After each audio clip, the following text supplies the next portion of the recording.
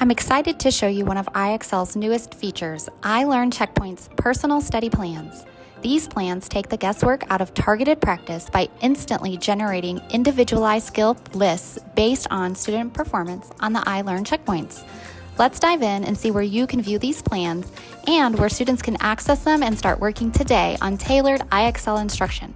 Teachers, log into IXL, access the skill plan area from either scrolling down on the dashboard or from the top menu under Learning, then Skill Plans. Here you will see any skill plans that you have pinned. If you have any checkpoint skill plans pinned, you will want to unpin them so students are not confused as to which plan to work from.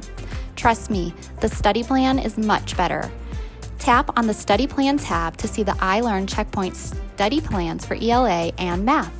Once students take Checkpoint 2, the plans will update automatically. For now, clicking on Checkpoint 1 will allow you to see each of your students' study plans. By default, the first student on your roster list will appear. You can scroll down to see the skills on this student's plan based upon their performance on Checkpoint 1. You can also start any skills you want the student to focus on. Tapping the drop-down box next to the word Student will allow you to select another student and view their study plan. Let's take a look at what it looks like for students. If students access IXL via the web page, their study plan will appear on the right-hand side of the page. Students can tap the arrow to access the different study plans. Tapping on a plan will open the plan. Here, students can tap on a skill to begin working on targeted practice they need based upon their ILEARN checkpoint performance. Highlighted skills mean that you, the teacher, have assigned it. Doing this allows students to begin skill practice in areas recommended by the teacher. If students access IXL via the app, they can access their plan by clicking on Skill Plans at the top. This will show all of the skill plans pinned by the teacher.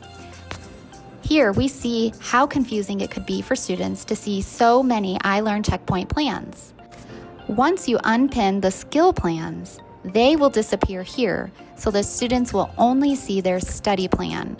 Remember, study plans contain skill practice based upon performance on the checkpoint assessment. Tapping on a study plan will load the plan for students to begin working. Numbers shown reflect the student's most recent SmartScore. Remember, students should always be working toward proficiency, which is a SmartScore of 80 or higher. If the score is less than 80, they need more practice. Once students have reached proficiency on all skills on the study plan, you can adjust the student's level to generate new skills, always keeping the students on the learning curve to mastery.